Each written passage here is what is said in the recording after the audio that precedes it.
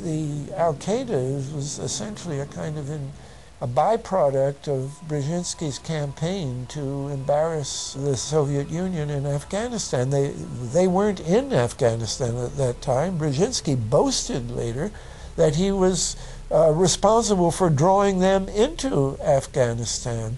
And he did this extraordinary interview with Le Nouvel Observateur in France, and they said, but aren't you worried that you've created this whole new force of Al-Qaeda? And he said, oh, what's more important, a few crazed Islamists or the fall of the Berlin Wall?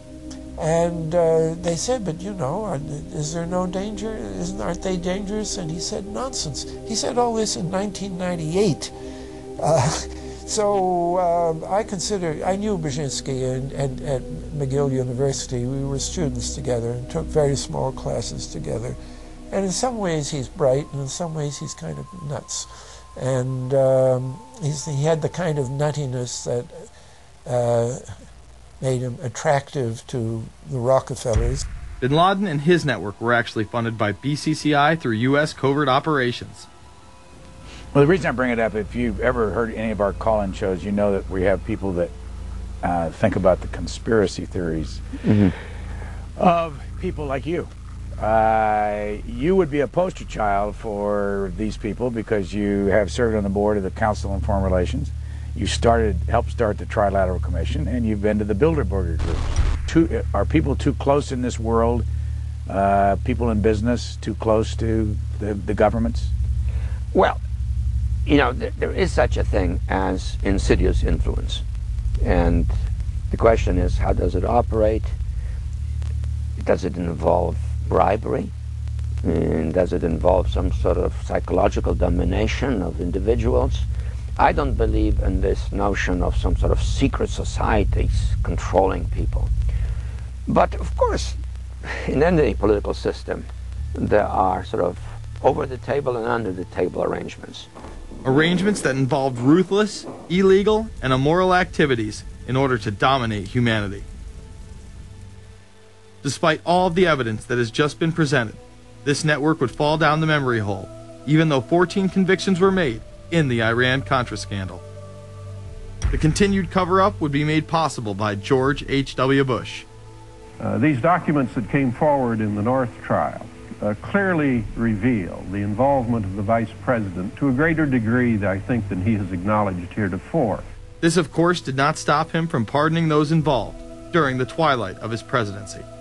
Some new reverberations today to President Bush's Christmas Eve surprise, the pardoning of former Defense Secretary Caspar Weinberger and several others in connection with the Iran-Contra allegations. Well, now the special prosecutor says it's the president who needs to explain some things. The real issue is why the notes weren't produced 5 years ago when the congressional investigation and the independent counsel's investigation had requested them. Because high-level political officials scrambled to limit the investigation and establish plausible deniability for the upper echelons of the network, including Bush himself. So who is this guy, and how did he come to power? To understand that, we must first take a look at his father, Prescott. Prescott was born into privilege and became extremely influential in business, intelligence, and politics. He helped establish the CIA out of the Army's Office of Strategic Services with the Dulles brothers, and served as a senator in the state of Connecticut. However, during his time serving as one of the directors of Union Banking Corporation, he was doing business with Nazis. The Bushes have been sort of at the heart of the military-industrial complex since its very beginning, and that Prescott was involved in a firm that actually fronted for Nazi firms in America. In fact, Union Banking and its subsidiaries were seized by the United States government in October of 1942 under the Trading with the Enemy Act. After the war, the assets were returned, a few fines were paid, and it was swept under the rug of forgotten history. These Nazi ties should not be all that shocking, seeing as it has been declassified that the Office of Strategic Services recruited Nazis into its ranks through Project Paperclip in August of 1945. George Bush seemed to follow in his father's footsteps, using Prescott's business connections to move to Texas and get into the oil industry. He would first attain political office as a Texas congressman in 1966. but then lose his bid as a Texas senator in 1970. It was at this time that Nixon appointed Bush as an ambassador to the United Nations. According to official accounts, Bush then began work with the CIA as its director in 1976. Evidence suggests that Mr. Bush and the CIA actually had a much longer standing relationship. There are indications that he had relations to the CIA before. There's a very strange memo, and the names are George Bush.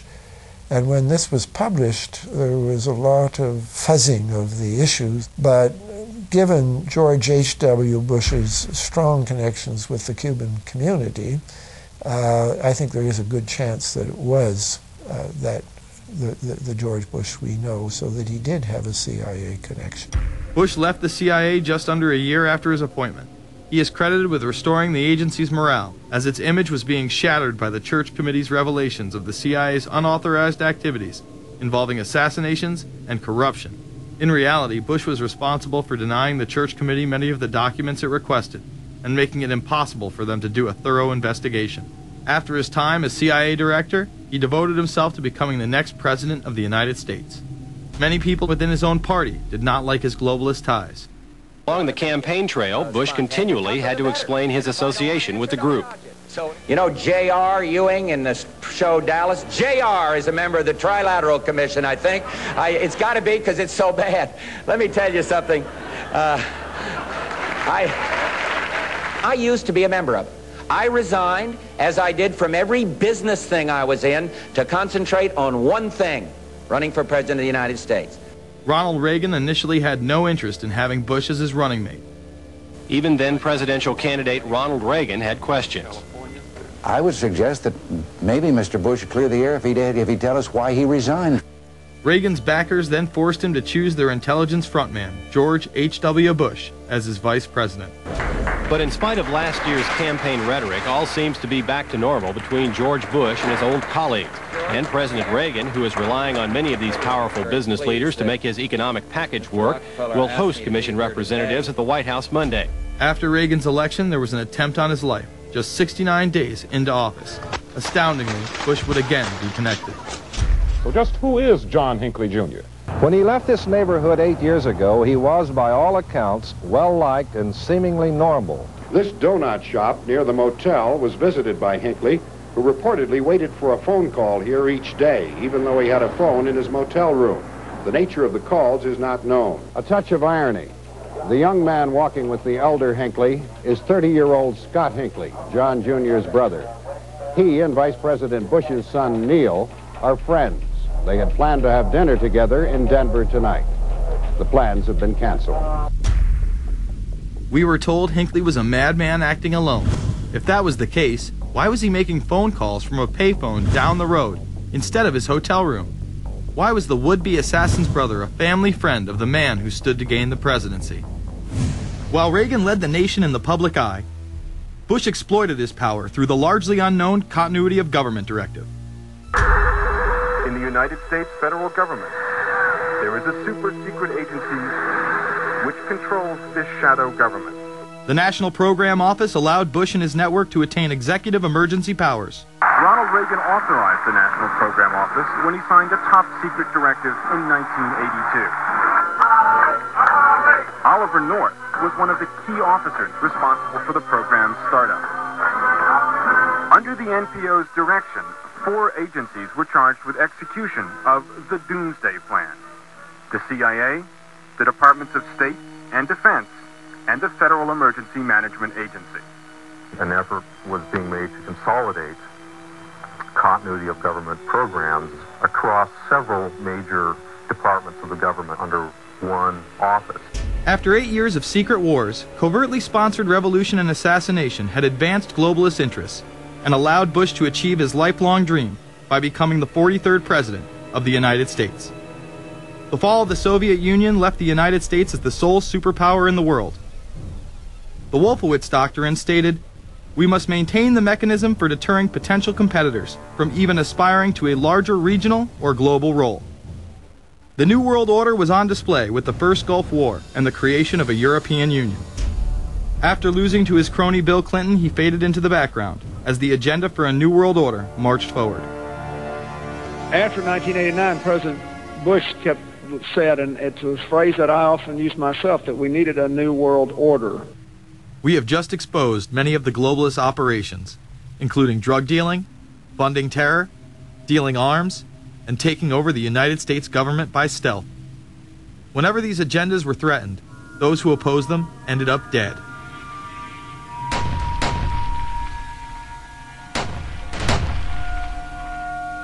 We've got some difficult days ahead,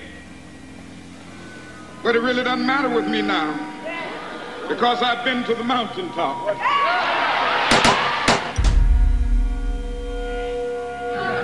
My thanks to all of you, and now it's on to Chicago, and let's win there. Thank you very much. Gave a paper about all three of the big assassinations in the 60s, which